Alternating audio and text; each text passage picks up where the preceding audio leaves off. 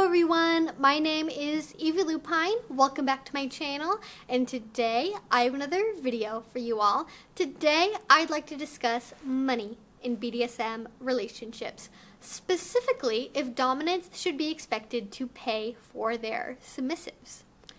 Now, the inspiration for this video came from a comment I received on one of my YouTube videos.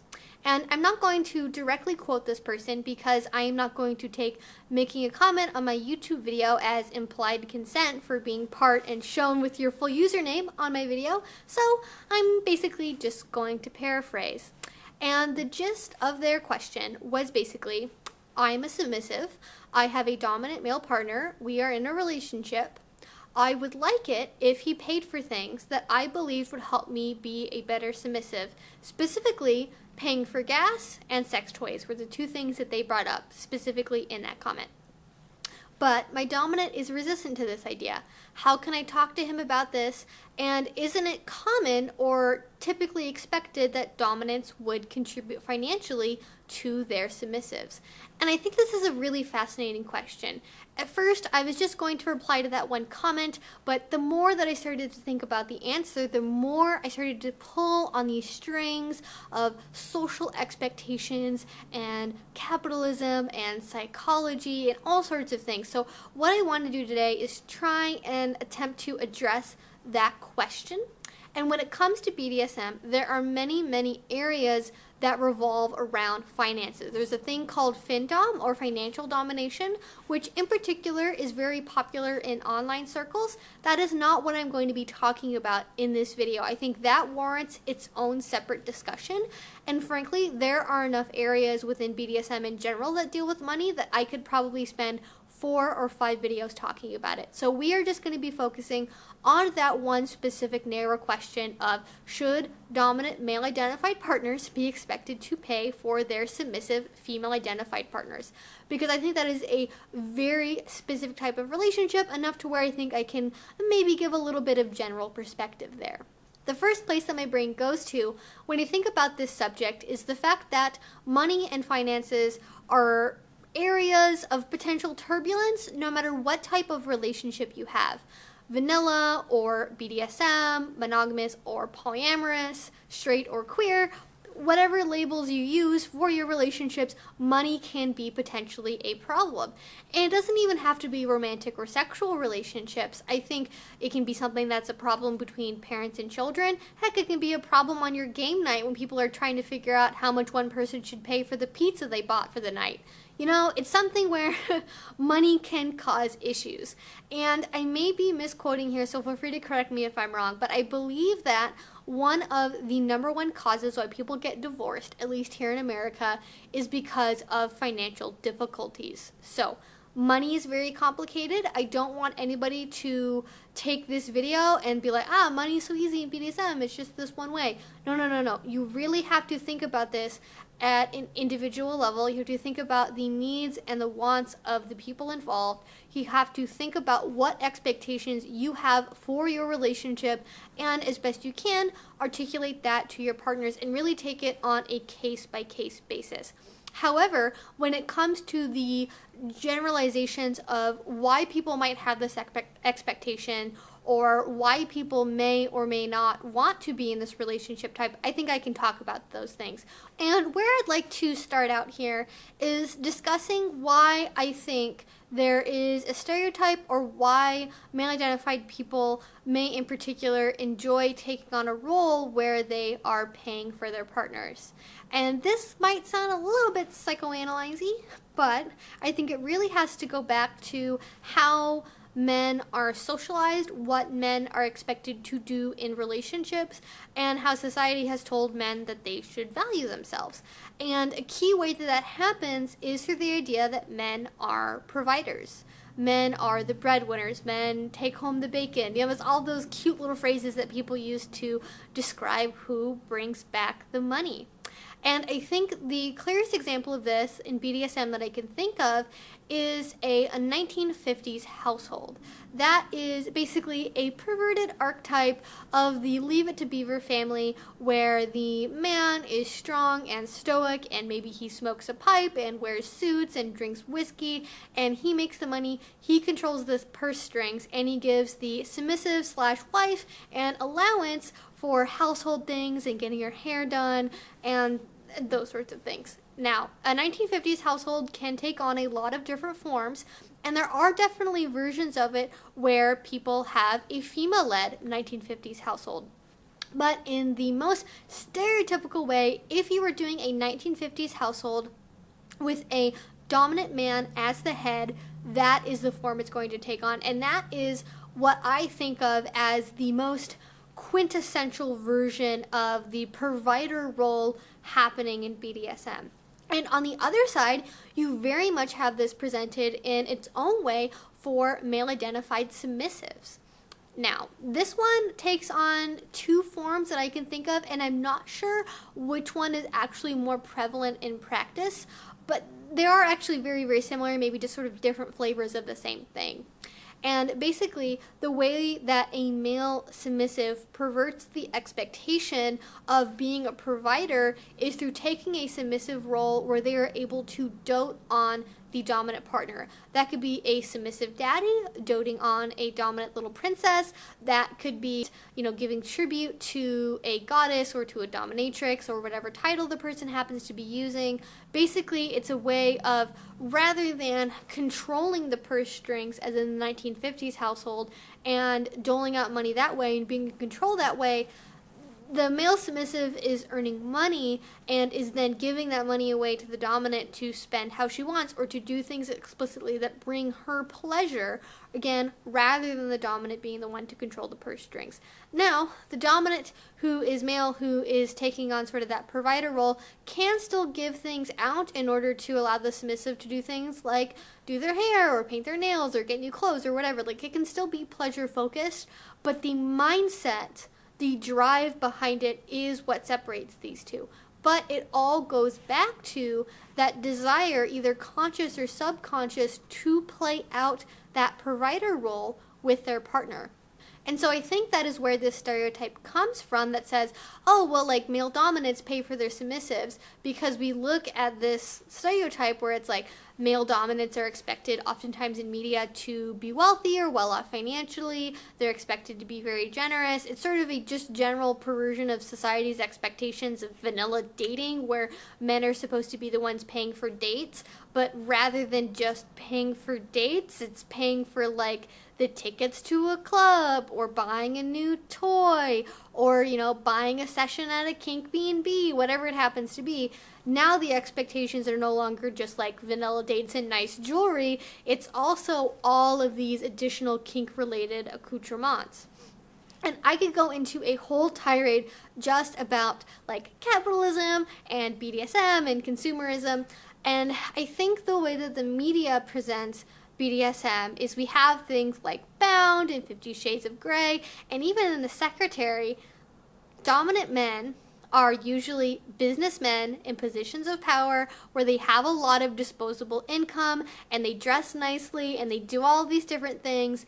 And so that can either create an unfair expectation or create almost like a wealth fetish where, because wealth is so directly connected to power, because capitalism, we see people who are wealthy as dominant, and so when we interact with dominant, sometimes we also sort of subconsciously expect them to have money.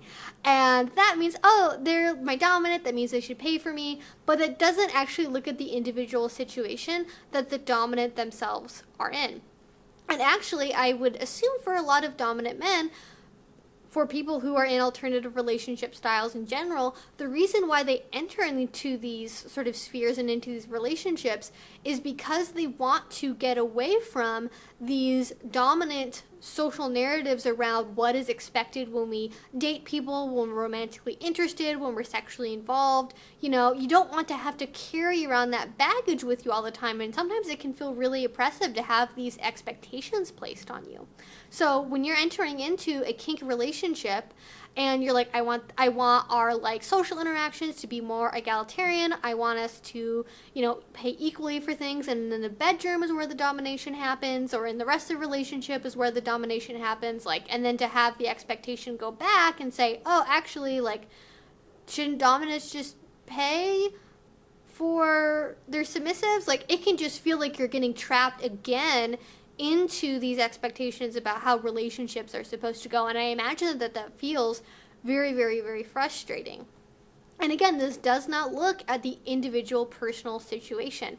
I think the expectation of dominants paying for things, again, comes to that expectation that, like, dominant men are wealthy. And even dominant men who are very generous people, who want to be in a doting type relationship, want to be in a daddy caregiver situation where this is particularly prevalent, they can't always do that. They may have medical debt, they may have student loans, they may have insanely high rent on their house, they may be paying off a car loan. There are so many reasons why somebody may not be financially able to take on that role, and I think, you know, almost sort of like potentially putting them down a rung on the power scale simply because they don't have the ability to do so is kind of disheartening. Like, I personally, if I was a dominant and I was perceived as being less dominant because I was unable to contribute financially in the way that my submissive expected, like, I would feel really badly about that. So it's important to remember that there are reasons why people may not be able to do things like pay an extra $100 a month for a sex toy, or pay to go to the dungeon, you know, 3 nights of the month, something like that. And people can still really want to take on that provider role, but we should always prioritize people's individual well-being before the relationship. You have to be a whole person, let's say. You have to be able to prioritize your own health and safety and well-being over this vague thing called the relationship. If you are in financial difficulty, if you have a lot of debt or loans, I don't see any reason why you should be expected to pay more in order to be able to do BDSM with your partner simply because you are the dominant person. We certainly wouldn't expect that of the submissive. If the submissive is having financial difficulties and they can't say, I don't know, pay to get that drink at the munch, that shouldn't be a big deal, and it shouldn't be a big deal when the dominant can't pay for it because they're in the same situation. And especially when you combine this with somebody who doesn't want to play with those social expectations and also doesn't have the money, that is going to build up a lot of resentment. And unfortunately, a lot of people have had negative experiences with past partners where they have basically been treated as like a little like toy machine where you put affection points in and you press the button and like gifts and love and BDSM play comes out the other side. And I think we need to work on, as a community, as submissives, as dominants, as switches, as whatever, treating each other like whole complex people that each have their own individual situations, and we can always work on addressing our stereotypes and how to express our needs in a compassionate and heartfelt way that is not intended to hurt or belittle our partners, be they submissive, dominant, or otherwise. And one other thing that I want to share in this video is just talking about the inherent consumerism and capitalism that is part of being in the BDSM world, at least in America. Now, BDSM is something that you can do DIY. You can do it on the cheap. You can get things from the dollar store. You can get things from garage sales. You can get pervertibles from your own kitchen right now, probably. And you never have to pay to go to a munch or a dungeon or a convention or a class if you don't want to. But if you want to learn specific skills, if you want to pay for classes, those add up really quickly. And even really basic equipment that we associate with BDSM can get very expensive very quickly. A quality bondage set that will last you more than 6 months can cost anywhere from $100 to $200. A flogger can cost the same thing. A suspension-worthy rope bondage kit can also run $200 or more. And when you're getting into BDSM-specific furniture, if you're getting into things that are very niche fetishes, if you're getting into things that are more costume-based, so like latex or pony play, those things can cost like thousands of dollars for one outfit or for one piece of furniture. This is not something that everybody can afford to live up to on the same level. But unfortunately, because of the brilliance of social media and interaction, which has been very good for the community, we have also, I think, seen more of a keeping up with the Joneses type of situation pop up in BDSM. People want what they see other people having. They want the expensive bondage gear. They want the giant ear collection. They want all of the custom collars and the bedazzled binkies and the sippy cups and all of the onesies. They want all of these things because it is associated with having a happy and healthy BDSM relationship. And oh God, this could be its whole own video by itself, and I know one day I will probably make it because I'm very much on a tirade about consumerism right now.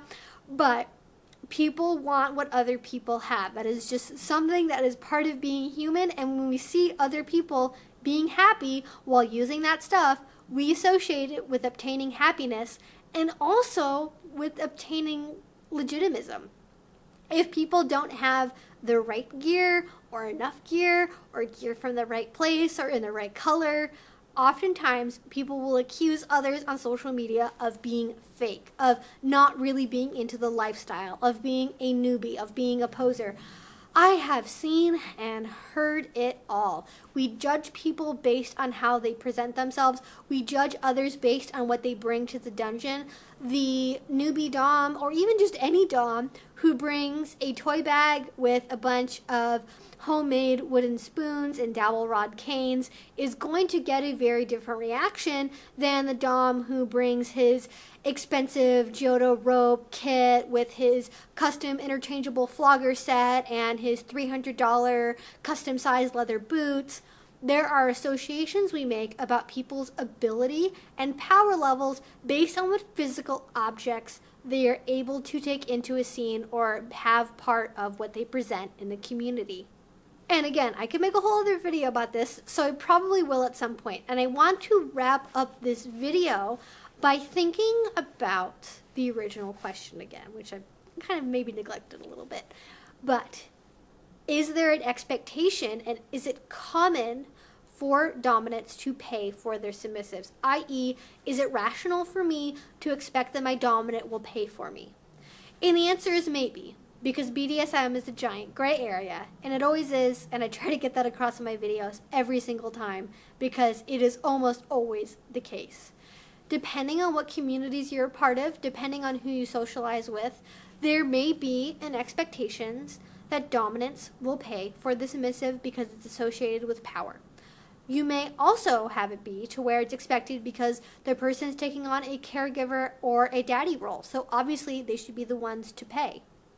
But I think for the most part, if you're going out, if you're interacting with your local community, you will see relationships of all types. You will see married couples who've been doing BDSM for 50 years that are in complete financial domination scenarios where the submissive has none of their own money. You will see young couples who are completely egalitarian financially, that completely control their own separate finances. You will see relationships where the dominant pays for some things on a set budget, but then otherwise everything is like it would be in a vanilla relationship. And I think really what you need to do, if this is a question you have for your relationship, is sit down and talk to your partner about your expectations in a non-judgmental, non-assuming way. You also have to think about, if you are somebody who is a submissive and you do want your dominant to pay for you, why is that? Why do you want them to pay for you? What areas do you think are reasonable for them to pay for you? Do you want this year's next cherry pink stove? Or are there things that are actually literally keeping you from being a better submissive? Are you personally struggling financially in some way that you feel is impacting your happiness in your life enough to where you can't focus on the BDSM relationship? Because I think there are very different potential conversations there based on, is this merely consumerism versus I need help being able to live a life where I can worry about my finances to a lower level so that I can focus on being your submissive, and then having a conversation based on that. My general rule for what I do for me is, if it is something that I want and it is something that I'm thinking might be related to the relationship, if it is something that is just for my own personal happiness and use, i.e. my partners will get no utility out of it themselves, or it would primarily be for my own benefit and happiness, I will pay for it myself. If I believe it is something that is legitimately useful for the couple I'm in, for my partnerships, for just general use by the household, then I talk about it with my partner and I figure out, is it something we both want to pay for? Is it something that my dominant is happy to buy for me? Is it going to be a gift for a holiday? What's going to be the situation there? Anyways, again, I feel like this video by itself could be the catalyst for like 4 other videos. So if you heard something in this video that you would like me to talk more about, be that consumerism in BDSM, or social expectations, or how to talk to your partner about these sorts of topics, I would love to go over it more. So please let me know down in the comment section below and give this video a thumbs up so I know you enjoyed this topic. If you haven't already and you did like this video, please do subscribe. I make videos twice a week. And finally, if you did really enjoy this video, if you enjoy my channel in general, please consider supporting me on Patreon. That is what allows me to make videos like this one, as well as a lot of exclusive content. I have things like photo shoots and extra videos, one-on-one chats. All of that is available over on Patreon. Again, thank you guys so much for your support if you do so already, and if you haven't already, check it out. And until I see you guys next time, hope you have a great rest of your day and a great rest of your week. Bye-bye.